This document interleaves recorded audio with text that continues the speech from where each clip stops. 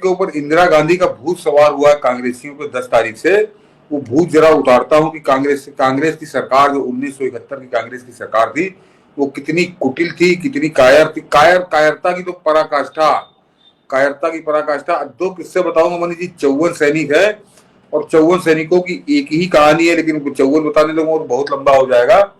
2 ऐसे किस्से बताता हूं कि जिसके बाद ये नंगे हो जाएंगे कांग्रेसी, और आपको इनके चेहरे पे उन 54 सैनिकों का खून नजर आएगा। खून कि वो जो सरकार थी उस समय, वो पिशाच की तरह उन 54 सैनिकों की खून की दोषी है, उनकी हत्या की दोषी है। पता नहीं वो जीवित है कि नहीं, क्योंकि 71 से आज अब 2025 में आ गए, 54 साल हो गए, 55 साल, 54 साल हो गए समझिए उस घटना को हुए। तो पहले जरा इनको याद दिला दूं, 93,000 सैनिक छोड़े थे हिंदुस्तान ने पाकिस्तान के, ये सबको मालूम है। ये कह रहा कि मोदी बड़ा दबाव में आ गया डोनाल्ड ट्रंप के।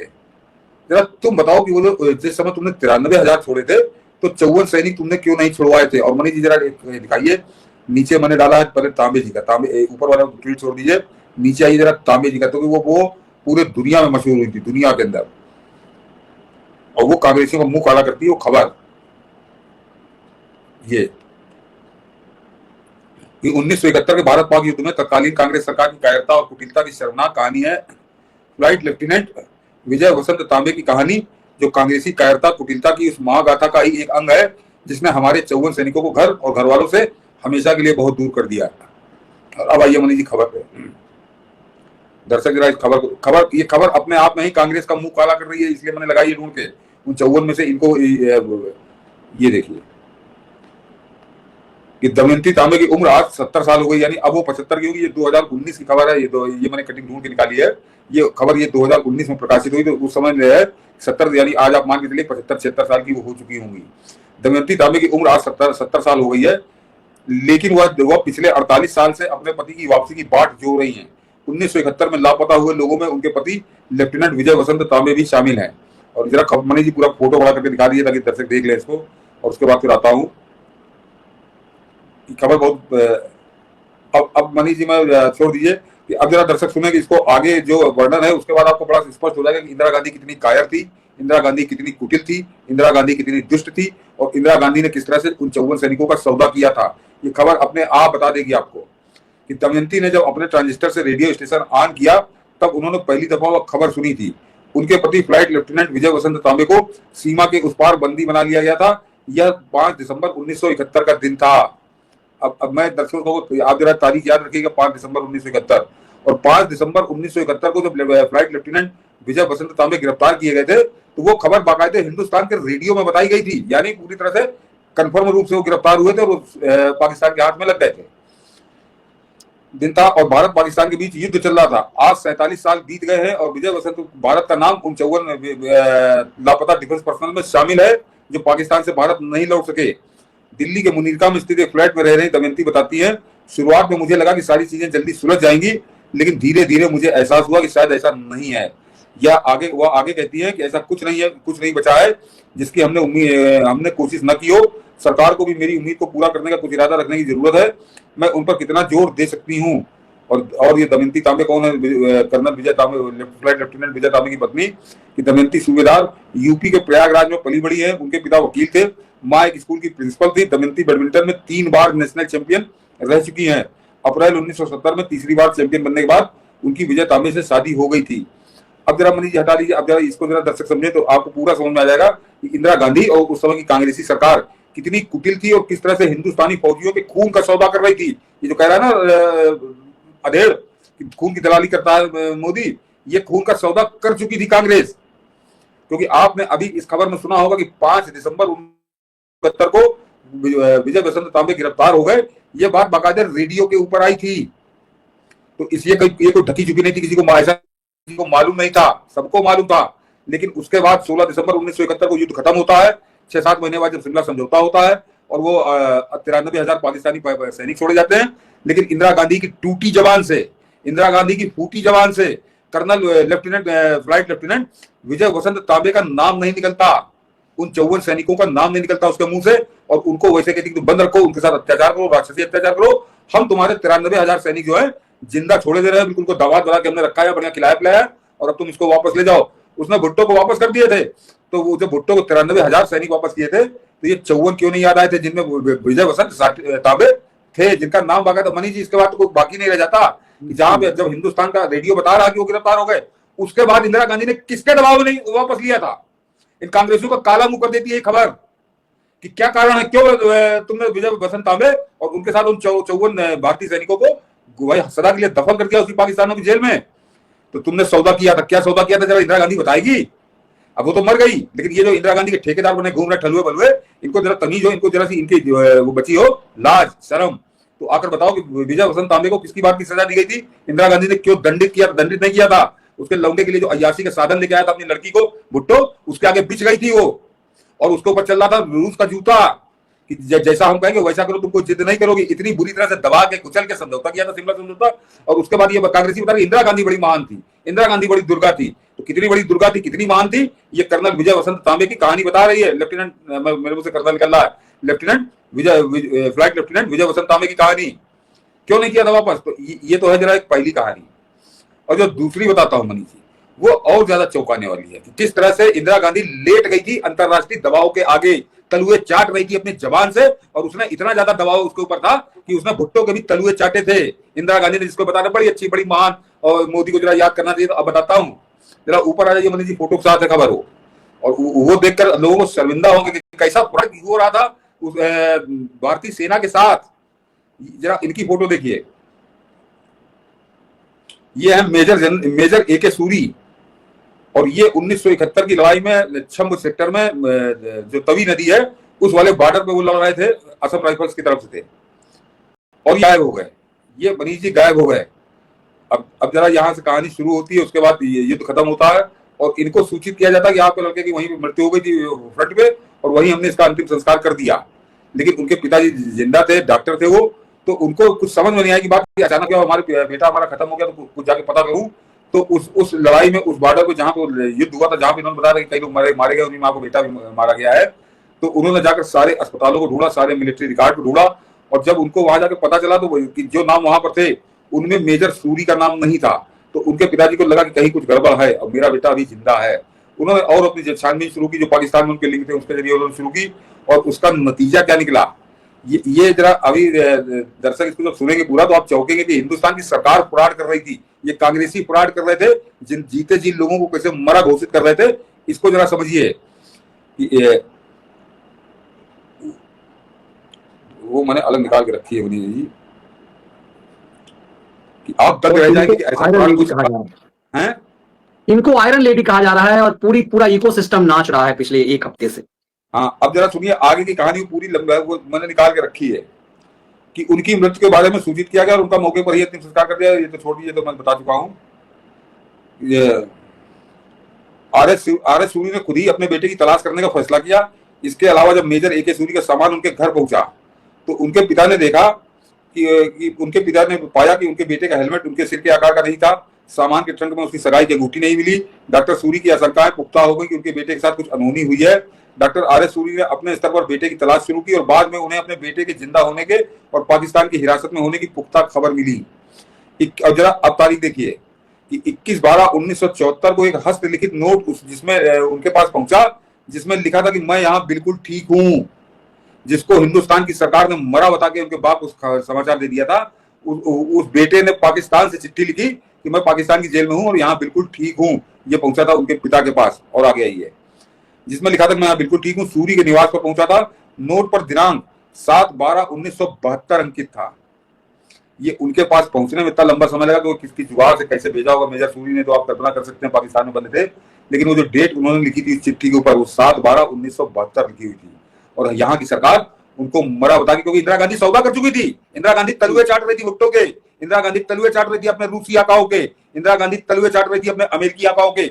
इसलिए हिंदुस्तान के जिंदा सैनिक को मरा घोषित कर रही थी और उनके घर वालों को बता रही थी कि वो मर गया बेटा तुम्हारा, तुम शांति से बैठो। लेकिन वो बूढ़ा पिता जो डॉक्टर था वो नहीं माना। उसने जो खोजबीन शुरू की, बेटे को तलाशा, बेटे की चिट्ठी 1 साल बाद 12 दिसंबर 1972 में पिता के पास पहुंचती है कि मैं जिंदा हूं, मैं यहाँ ठीक हूं। और जरा आगे कहानी सुनिए अंकिता। जनवरी 1972 में मेजर ए के सूरी का नाम, शर्म आनी चाहिए कांग्रेसियों को, चुल्लू भर पानी नाले में डूब कर मर जाना चाहिए जो इंदिरा गांधी की जय जयकार करते हैं। जनवरी 1972 में मेजर ए के सूरी का नाम रेडियो पाकिस्तान पर एक रेडियो कार्यक्रम पंजाबी दरबार में भी सामने आया। और सबूत चाहिए कुछ, ये जो बताते हैं ना। और अभी बताऊंगा, एक कम्युनिस्ट कुत्ता आज बता रहा था तो सब मर गए थे, अभी बताऊंगा उसके बारे में भी कि 1972 में पंजाबी दरबार में सामने आया। और 13 अगस्त 1975 को एक बार फिर, जरा गौर करिए मनीष जी, किस तरह के अत्याचार हमारी सेना के साथ कैसा बड़ा बुरा निकलेगा मुझे, ये कैसा कर रही थी कांग्रेस कि 13 अगस्त 1975 को एक बार फिर एक हस्तलिखित नोट डॉक्टर सूरी के फरीदाबाद स्थित निवास पर पहुंचा। यह कराची से 14-16 जून 1975 की तारीख को लिखा गया था।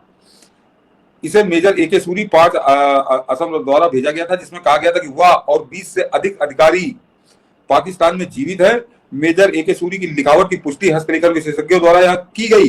ये हुआ शायद पति ना हो तो उन्होंने बकायदे उसकी राइटिंग चेक कराई, तो वो हुआ कि हाँ ये मेजर ए के सूरी की ही हैंड राइटिंग है। जरा गौर करिए, की गई। यह पाकिस्तान की कैद में भारतीय रक्षा कर्मियों की उपस्थिति और युद्ध की समाप्ति के बाद वापस नहीं आ जाने के संबंध में भारत सरकार के लिए सबूत था, लेकिन भारत सरकार गूंगी बनी बैठी थी, क्योंकि इंदिरा गांधी तलवे चाट रही थी भुट्टो के अपने लौंडे के अयाशी के लिए, अपने वो रूस के जिससे पैसा लेती थी, जो जिसका मित्रों के आर्काइव में लिखा है, सीधे सीधे वो रूस ने आदेश कर दिया था कि अब तुम नहीं बोलोगी, तो लेटी हुई थी तलवे चाट रही थी रूस के और जुल्फिकार अली भुट्टो के, जो कांग्रेसी बेशरम आज बता रहे। इंदिरा गांधी से सीख लेनी चाहिए, इंदिरा गांधी से ये सीख लेनी चाहिए कि जीते जी अपने जवानों को मरा हुआ घोषित कर दो। ये कर रही थी कुकर्म का इंदिरा गांधी की कांग्रेसी सरकार। और आता हूं हालांकि ऐसे साक्ष्य प्राप्त होने के बाद सरकार ने युद्ध की समाप्ति और 1972, 73, 74, 75 में किए गए कैदियों के आदान प्रदान के बाद भी उनकी वर्तमान स्थिति को बहाल नहीं किया। यानी उसके बाद मतलब 72 में, 73 में, 74 में, 75 में चेंज होते रहे, लेकिन ये 54 कैदी हमेशा गायब रहे। ए के सूरी कभी लौट के नहीं आए, मेजर विजय तांबे कभी लौट के नहीं आए। क्यों? क्या था इन 54 कैदियों में जिससे कांग्रेस की सरकार को डर लग रहा था? उन 54 कैदियों के पता नहीं मनीष जी इसमें कितने लोग जिंदा होंगे, भगवानी मालिक है उनका। 55 साल तो युद्ध और जेल के अंदर काटना, वो भी पाकिस्तान की जेल में काटना कैसा होता है, तो ये सब जानते हैं। जब वो युद्ध में लापता थे, माना जाता था कि पाकिस्तान की कैद में हैं, और लगातार प्रयासों के परिणाम स्वरूप भारत सरकार ने वर्ष 1979 में लोकसभा में पाकिस्तान की हिरासत में अभी भी लापता रक्षा कर्मियों की सूची पेश की थी। तो ये कहानी है, ये आपको मैंने जनरल तांबे की, लेफ्टिनेंट तांबे की बताई और मेजर ए के सूरी की। तो इस तरह के 54 कहानियां लेफ्टिनेंट तांबे है, उनके आपको 3-4 उदाहरण और बड़ी लंबी हो जाती कहानी मैंने निकाल के रखे थे कि उनको वहां पर किस तरह से देखा गया। एक जगह वो कहीं उनको जहाजों पानी जहाज से कहीं उनको ट्रांसफर कर रहे थे, तो उस समय उन्होंने बकायदे मैसेज भी दिया था, वो मैसेज भी यहाँ पहुंचा। यानी 1000 सबूत इस बात इकट्ठा थे कि 54 कैदी इस समय पाकिस्तान में है, लेकिन इंदिरा गांधी की जबान टूटी रही, फूटी रही, उसके मुंह से वो 54 कैदी वापस नहीं आए। और एक और बताता हूँ, एक आदमी के नाम पर पिक्चर बनी है बॉलीवुड में, वो टाइगर जिंदा है बनी है, और वो सब और उसकी बड़ी पब्लिसिटी की बेशरम बॉलीवुड वालों ने पता नहीं वो रविंद्र सिंह के घर वालों को एक पैसा दिया कि नहीं दिया, 1 रुपया दे देते कि रविंद्र सिंह नाम का एक जासूस भारत में का पाकिस्तान में काम कर रहा था, और वो आदमी इस तरह से पेनिट्रेट कर गया था कि वो पाकिस्तानी आर्मी में मेजर हो गया था, और वो था इंडिया राजस्थान के रहने वाले थे, रविंद्र सिंह उनका नाम था, लेकिन वो अपने नाम बदल के मुसलमान बन के वो बाकायदे पाकिस्तान की सेना में सर्विस कर रहे थे। बाद में यहाँ के गद्दार मेजर्स पकड़े गए, और उस आदमी के लिए तब कहा जाता था कि इंदिरा गांधी के डायरेक्ट संपर्क में था। बोले इंदिरा गांधी जानती थी कि एक आदमी हमारा वहाँ आर्मी के अंदर है, और इंदिरा गांधी ने इसको नाम दिया था ब्लैक टाइगर। लेकिन जब वो पकड़ा गया 1982 में, और रविंदर सिंह 1982 में पकड़े गए, और 2001 में उनकी मौत हुई है टीबी की वजह से, और जेल के अंदर वो मर गए। क्या कर रही थी इंदिरा गांधी? 82 के बाद 2 साल तो वो भी जिंदा थी, बड़ी बहादुर थी, बड़ी देरी थी, तो क्या कर लिया था? या उसके बाद उसका लौंडा जो है राजीव गांधी, उसने क्या किया रविंद्र सिंह के लिए? तो वो आदमी बेचारा अपना दम तोड़ दिया, उसने एड़ी रगड़ के, उसने कई चिट्ठियां बाद में लिखी, वो चिट्ठियां अपने घर को भी लिखी, यहाँ को भी लिखी कि भैया मैं भारत के लिए सेवा कर रहा था, मेरे लिए कुछ तो करो, कुछ तो लड़ो। लेकिन ये कांग्रेसी इन्होंने आंखें मूंद ली और कभी उसको ओढ़ ही नहीं किया। तो एक तो इनका ये कहा है, और ये किस मोदी के लिए कह रहे हैं कि जरा शर्म करो और इंदिरा गांधी को याद करो। याद करिए मनीष जी, दर्शकों को बड़ी मैं 100-200 साल पुरानी कहानी नहीं सुना रहा हूँ। इन कांग्रेसियों की कायरता और कुटिलता की आपको उदाहरण के साथ बताया ए के सूरी और विजय तांबे और 54 कैदियों की यही कहानी है। सबके साथ सबके सबूत मिले, सबने अपने घरों में चिट्ठियां भेजी, लेकिन इंदिरा गांधी गूंगी बनी रही। हाँ, मोदी है कि अभिनंदन पकड़ा गया था तो 24 घंटे के अंदर वापस आया था, और 24 घंटे के अंदर कैसे वापस आया था ये पाकिस्तान का पूर्व लोकसभा अध्यक्ष पाकिस्तान की संसद में बता रहा था कि जिस समय ये पहुंचा था बाजवा और ये शाह महमूद कुरैशी, ये टांगे कांप रही थी, माथे पे पसीना था। तो ये तो है कोई 2019 की बात, जब अभिनंदन को 24-48 घंटे में कैसे वापस आया रंगबाजी के साथ।